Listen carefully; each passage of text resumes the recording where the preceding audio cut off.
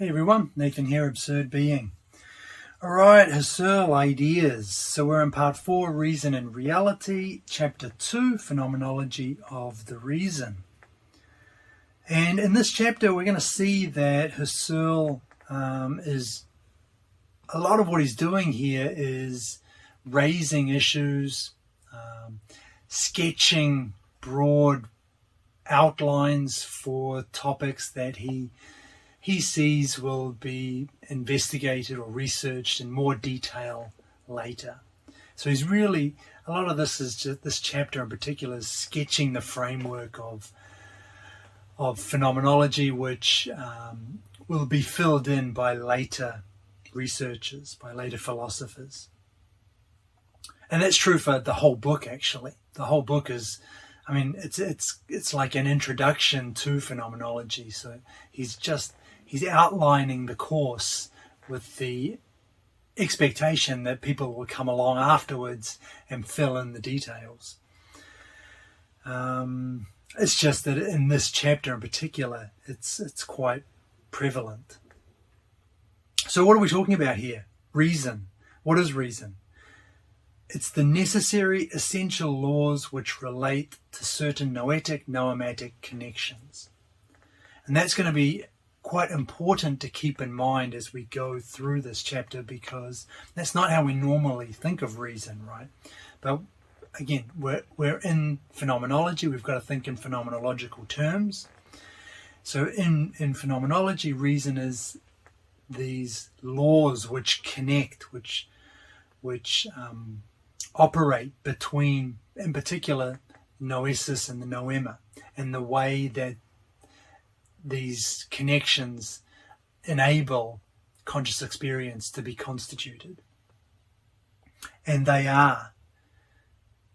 The reason that Husserl calls this reason is because they are, these connections are necessary and essential. They're universal. So even though the content of my experience is different from you, the way that our experiences are constructed is the same. The structure behind those experiences is the same. And that the laws, he calls them laws, but the connections which hold between the different structures within conscious experience are also invariant. And it's those connections, the necessary essential laws, which hold between those connections, which Husserl calls reason. So that's what we're investigating here. The first section, 3 distinctions in rational consciousness. Okay, so the first distinction then Husserl gives as this: positional experiences which have acquired primordial givenness, as opposed to positional experiences which haven't acquired primordial givenness. And the example he gives here is of a landscape, looking at a landscape, perceiving a landscape.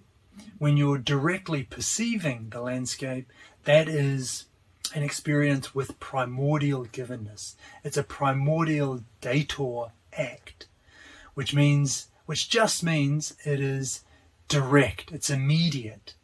It's there are no steps in between me and that act, the perception and the thing that I'm perceiving.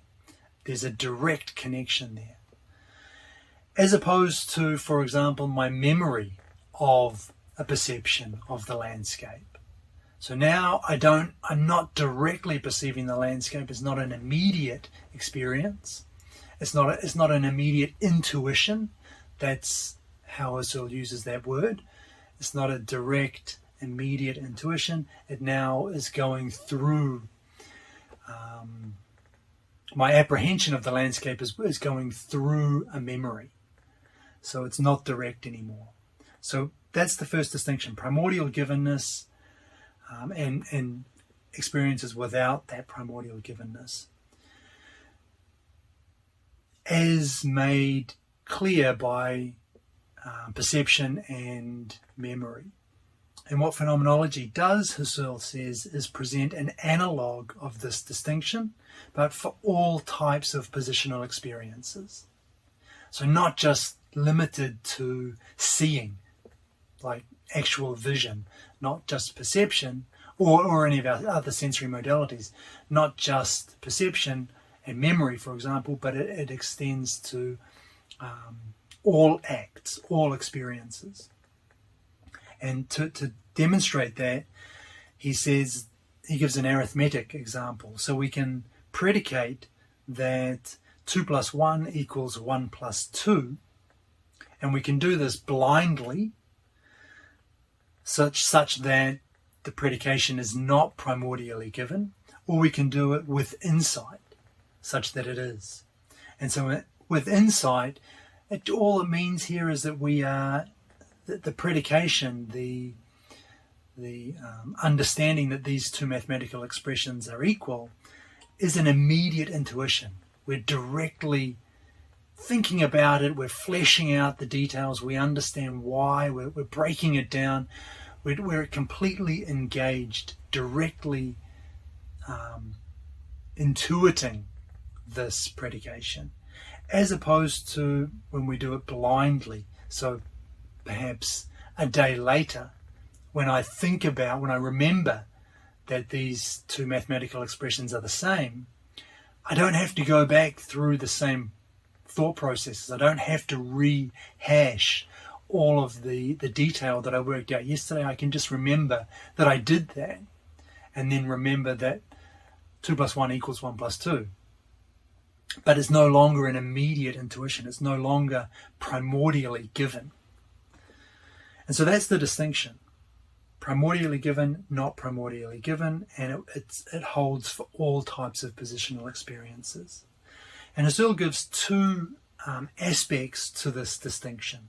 The first is whether the meaning is or is not filled out, and the second is the mode of that filling out. So whether the meaning is filled out or not just means, does it come with all of the details? Is it completely given to me now? Do I have the kind of thought processes that will tell me that the reasonings behind why 2 plus 1 equals 1 plus 2, is that all apparent to me right now, immediately, directly, or not? In which case it's not filled out, it's not completely given to me. And the mode of the filling out refers to whether it is intuitive, that is to say, not intuition as in this gut feeling, sixth sense type of, I just know that it's true. Obviously, that's not that kind of intuition.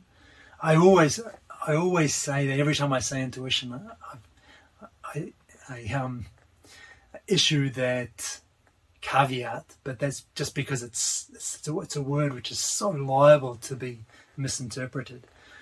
But yeah, so is it a direct intuition, something grasped through direct mental vision, or is it indirect? Are we grasping it through a memory, or are we just?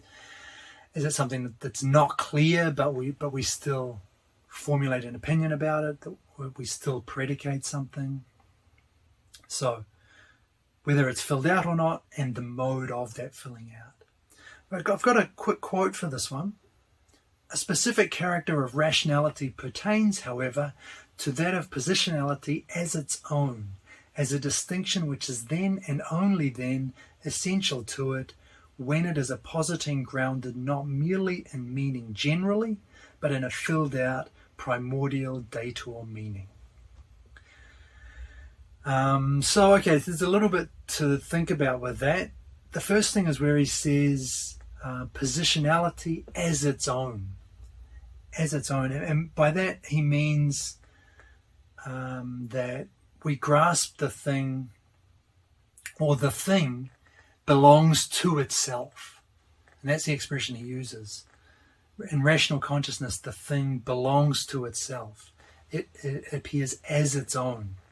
And all he means by that is that the positionality is motivated by the appearing, which probably doesn't clarify much. But what that means is that the positing, the experience, has its original ground of legitimacy in the primordial givenness.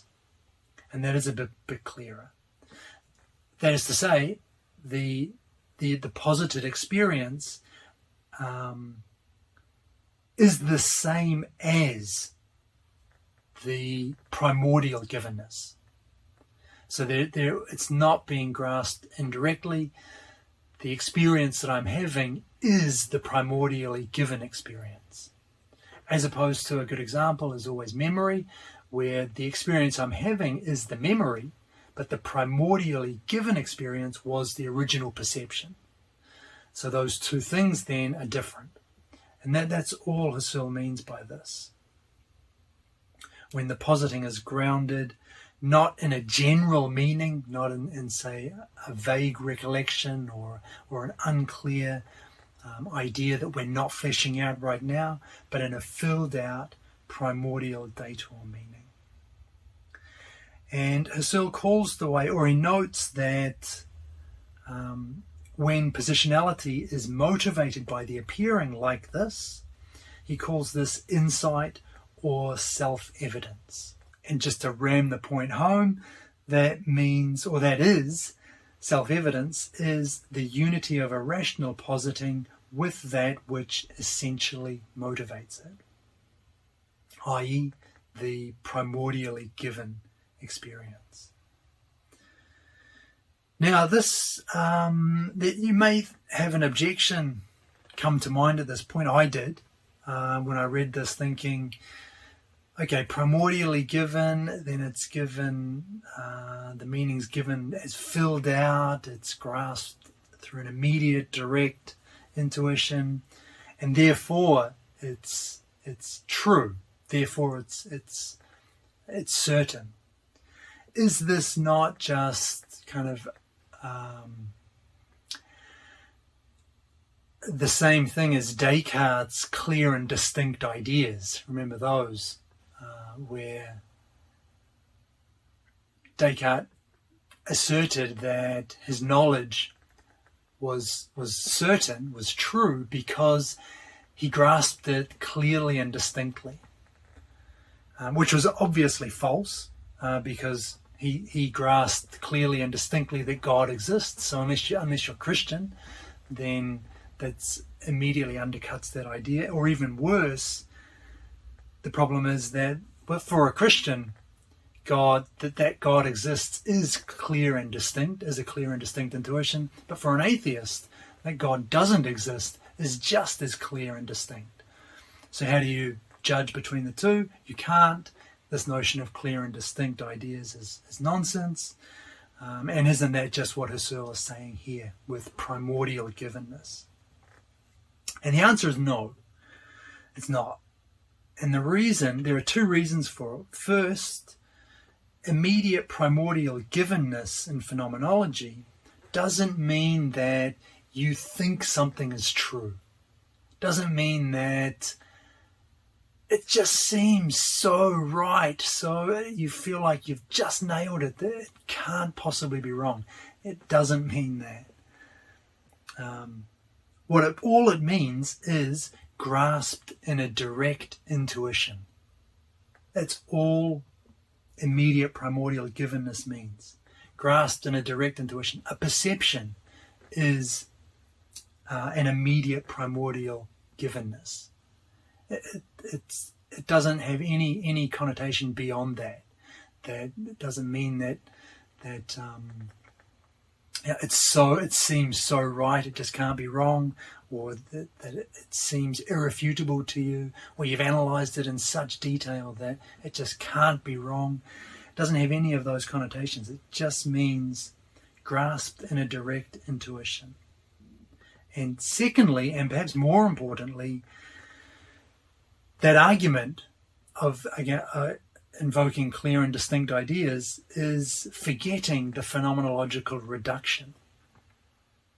So everything that we're talking about, and it's also forgetting what I said at the beginning about reason, which is the necessary essential laws which relate to certain noetic, noematic connections. Which means that it has nothing to do with the natural world, right?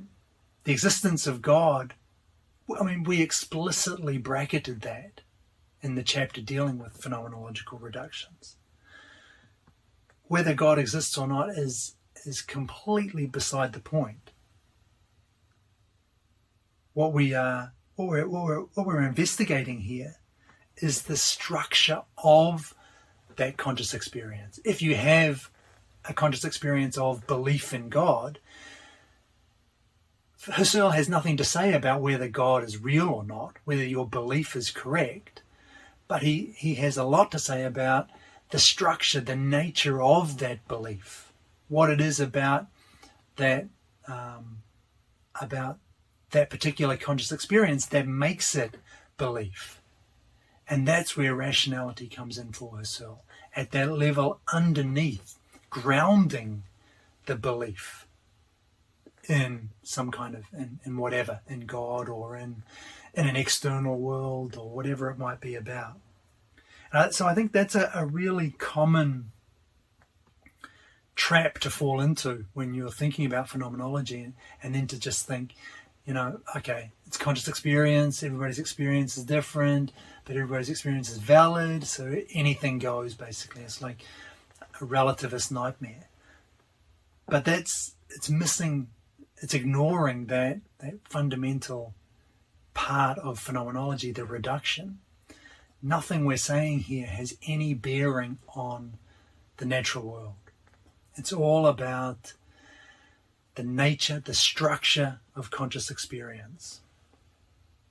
So that's something to really just keep in mind. And there are three distinctions. That's the first one. The second and third distinctions both apply between the landscape example and the arithmetic example that we gave earlier. So the second distinction is between essence and the individual. So if we think about the essence of something, that is grasping a general, universal truth. For example, with the arithmetic example, we're not grasping anything in particular. We're grasping a mathematical truth, something which applies not just to 2 plus 1 equals 1 plus 2, but which applies to all formulations like that. So once I know that 1 plus 1 equals 2 plus 1 equals 1 plus 2, then I know that 3 plus 2 equals 2 plus 3, and so on and so forth, if I've grasped the essence. As opposed to the individual, which is the landscape example, where my concern is with this particular landscape, this particular perception.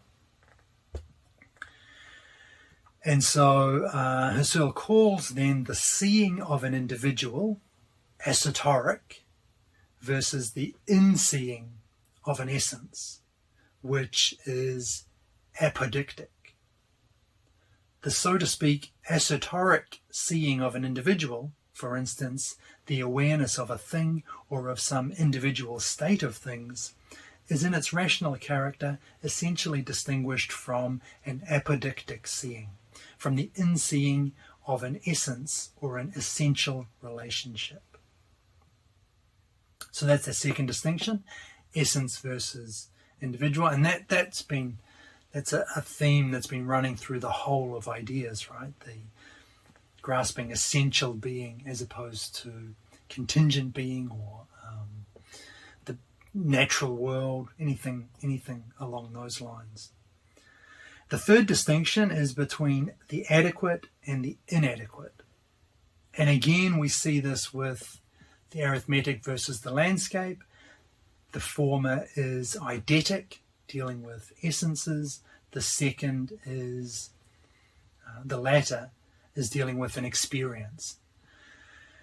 And you'll note that this is a distinction we've also covered before between immanent being and transcendent being. So immanent being is adequately given. It's given all at once. It doesn't have those, it's not given via perspectives, Abschattung, it's given all at once, as opposed to transcendent being, a thing in the real world, which can only appear inadequately within the finite limits of appearance. That phrase is going to be important a little bit later, but for now it's not so much. So a transcendent being can only appear inadequately. Good. There is no rational positing therefore, no rational positing based on a transcendent being can be definitive. It can only ever assert a thing is real with the proviso that no future experience introduce stronger reasons for believing otherwise. And that's just the nature of transcendent being. It's never grasped in toto at once. It's always revealed through Abschattung, and a future Abschattung could completely change the way that we currently understand this object. So transcendent being is always inadequate. Being inadequate, it is therefore capable, however, of being strengthened or weakened. The more perspectives we grasp, the more Abschattung we pick up related to this transcendent being, the stronger our claim can be over it.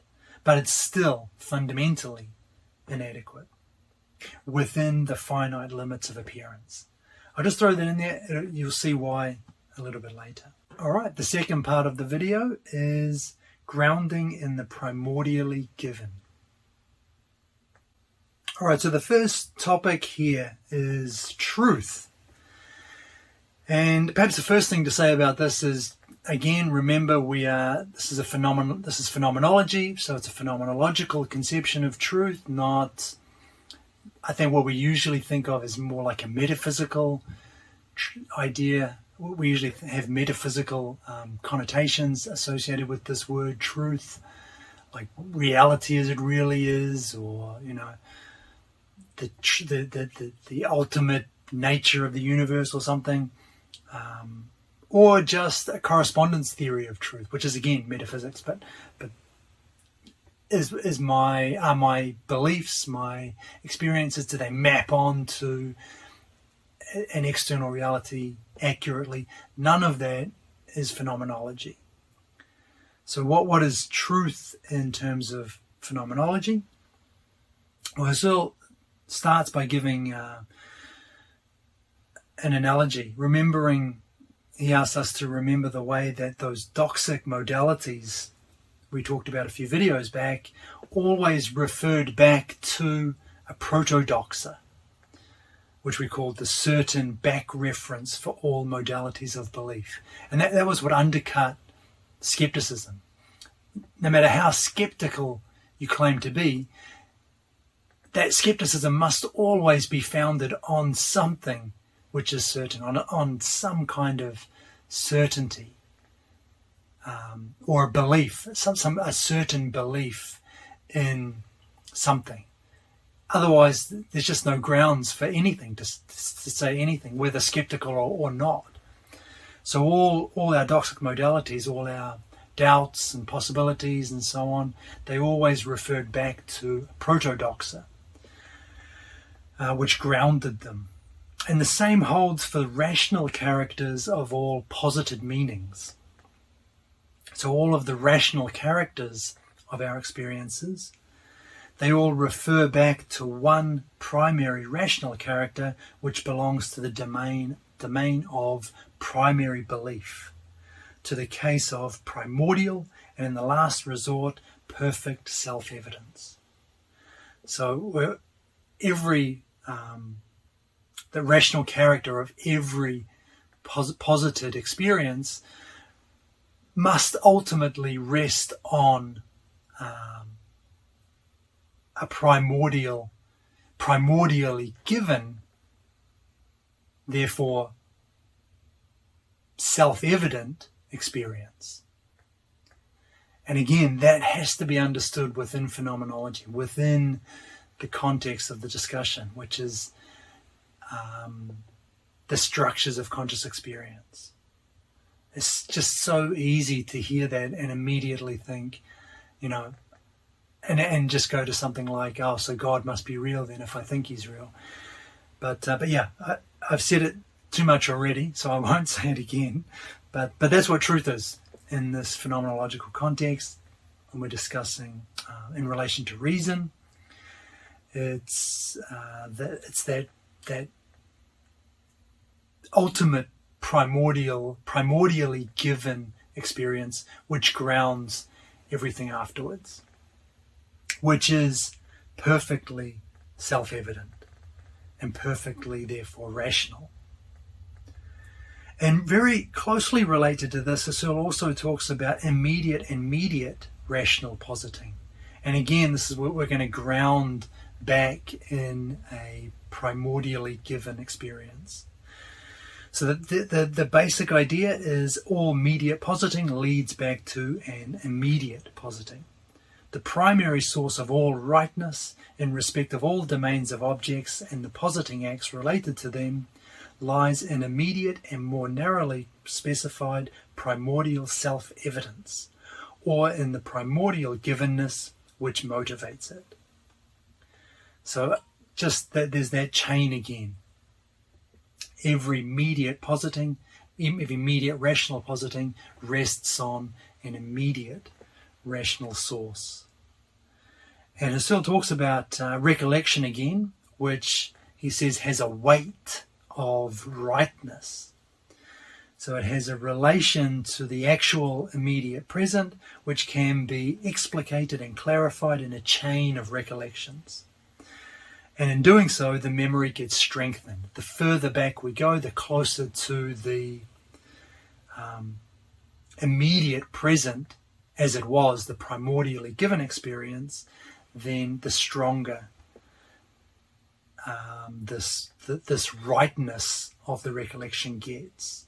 And that's what he means when he says that the weight of a recollection is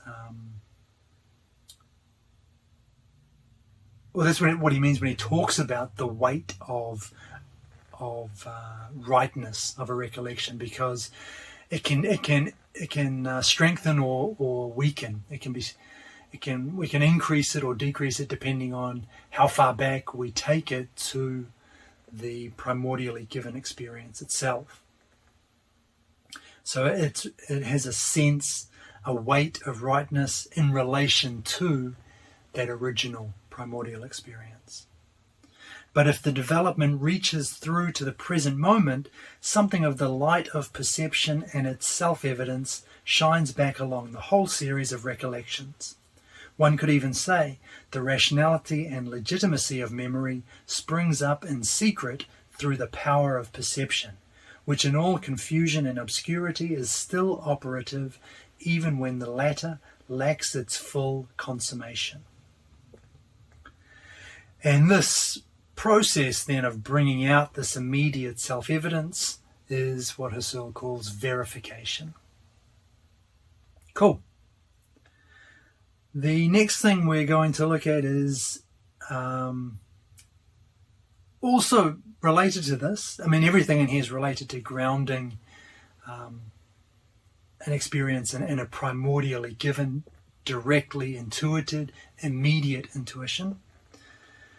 But we're talking here about motivated versus empty possibilities. So a motivated possibility is a positing that has its original ground of legitimacy in the primordial givenness, as opposed to an empty possibility which doesn't. And this is best, I think, this is made clear by the example. The writing desk, for Husserl, his writing desk, a motivated possibility for it is that it has four legs underneath. He can't see them at the moment, but it's possible that there are four legs underneath. And it's a motivated possibility because that possibility that there being four legs is grounded in the fact that this object is a writing desk. And he knows most writing desks have four legs.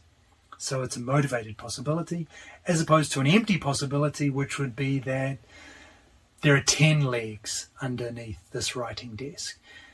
It's possible, but that's not a possibility grounded in the primordial givenness of the perception, which is that this is a writing desk, and writing desks typically have 4 legs. So it's again just a different take on this idea of grounding reason in a primordially given experience. And again, related to this notion is the one of Apodeictic certainty, which comes about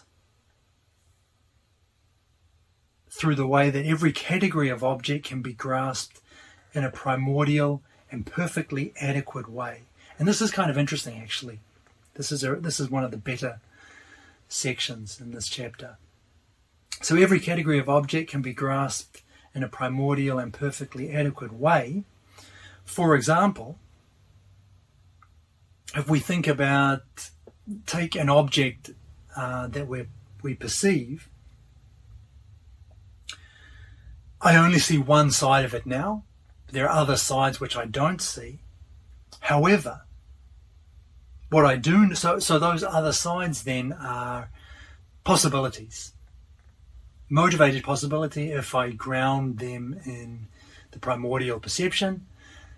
Empty if I don't, if I just throw out some random speculation.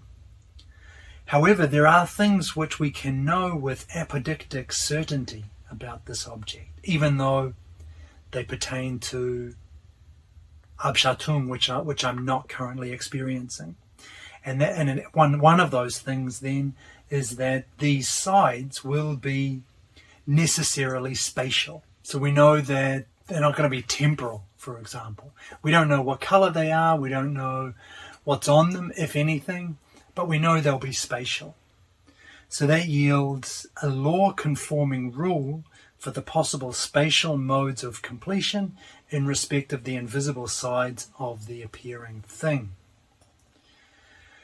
And we can say the same thing about temporal and material determinations. We can know certain things with apodeictic certainty there as well. Also regarding possible completions of meaning. I guess, for example, like 2 + 1 = 1 plus. If we know that formula is true, then there's really only one thing that can go in there to complete it, to complete the meaning. Plus also possible further thetic intuitions or appearances. These are all things which admit of apodeictic certainty in all objects, in all categories of object. They're all knowable a priori. So there is an aspect to which objects can be grasped in a primordial and perfectly adequate way. And now there's an objection here, which Husserl himself makes. Hasn't he contradicted himself? Didn't he say earlier that real-world objects could only ever inadequately appear? And we did, right? Because they always only appear through those Abschattung, when we never have the whole thing at once. But, and this is where it was important, we qualified this by saying within the finite limits of appearance.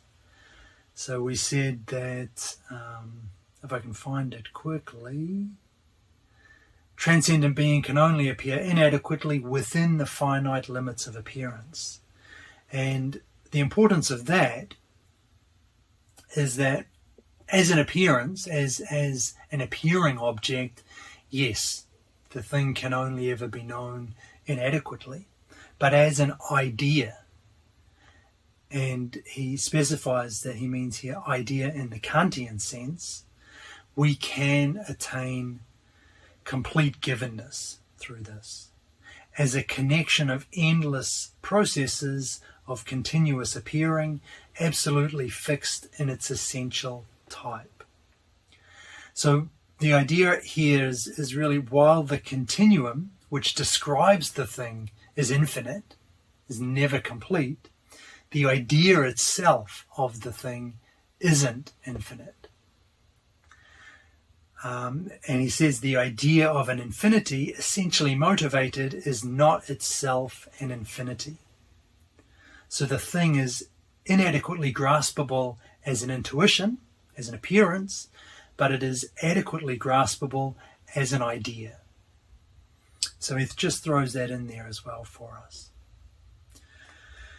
Okay, nice. So the last section I wanted to look at, I've called closing thoughts. So, okay, with the phenomenology of reason, we're dealing with the essential laws which relate to certain noetic-noematic connections, and this is a subset of general phenomenology.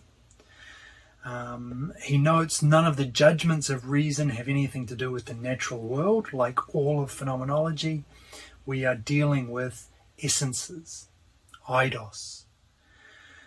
Instead, he says, phenomenology really envelops the whole natural world, and with this the ideal worlds it shuts off. It includes them as world meaning through the conformities to essential law and order which connect objective meaning and noema generally with the self-contained systems of the noeses, and especially through the rationally ordered essential connections whose correlate is real object.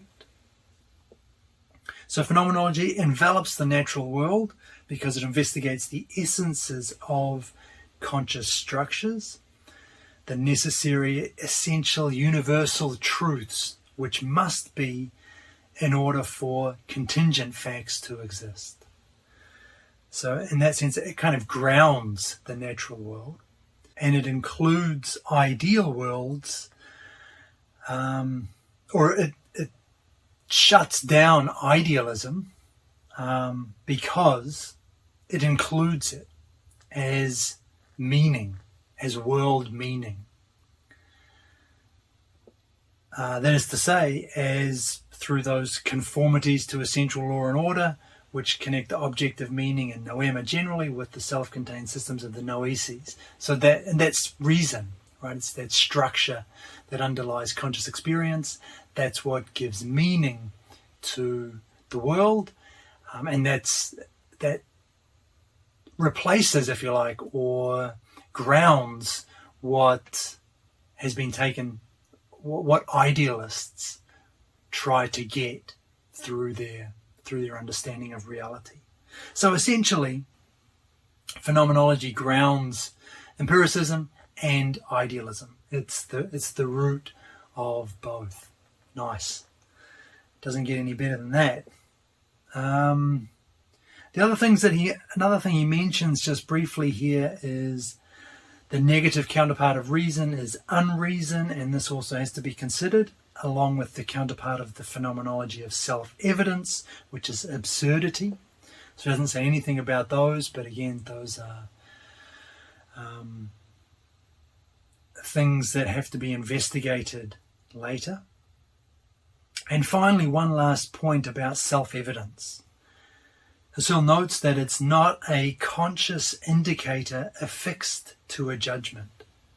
If we get down to the relevant phenomena themselves and study them in the framework of a phenomenological reduction, we recognize with complete clearness that we are here dealing with a quite special mode of positing, a mode of positing which belongs to eidetically determined essences constitutive of the noema. And this is exactly what I was saying earlier about clarity belonging to essences, not the natural world, which is why that Cartesian based objection of clear and distinct ideas doesn't apply to Husserl.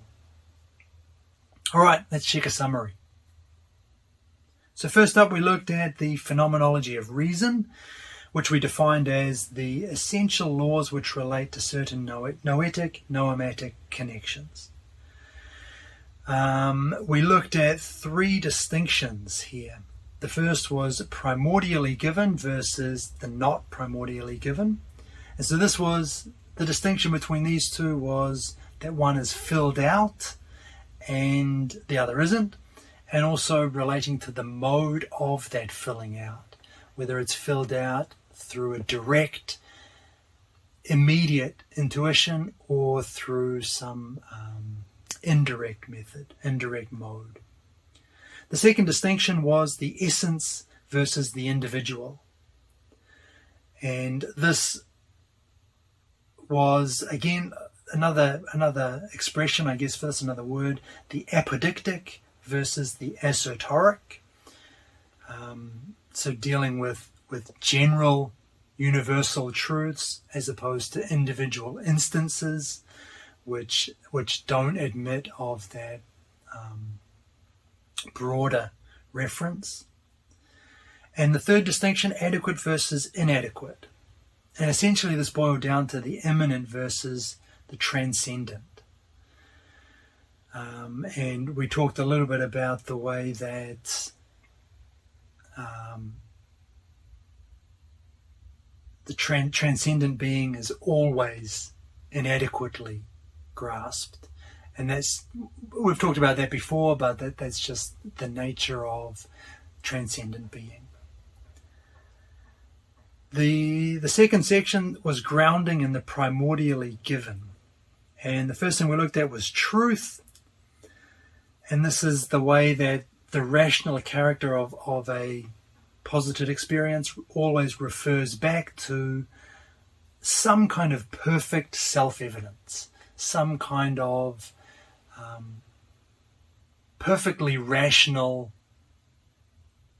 primordially given experience.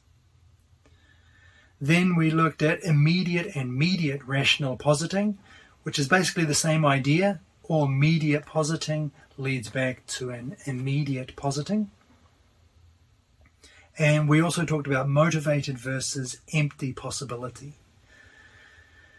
So motivated possibility is that which is grounded in something primordially given, versus empty possibility which isn't. For example, our example there was the tabletop, was the table and the legs of the table. Motivated possibility that there are 4 legs, an empty possibility that there were 10 legs, which is not based on what we see before us. It's not based on the primordially given experience of the table. And this led us to talk about apodeictic certainty, so the things that we can know with certainty about even transcendent being, even objects that we perceive as being in the real world, as being in space and time, and things like space, like those things like spatiality, temporality, they have a material determination, and so on and so forth. And finally, we looked at ideas. And the idea here, no pun intended, is that we can know transcendent objects adequately through the idea.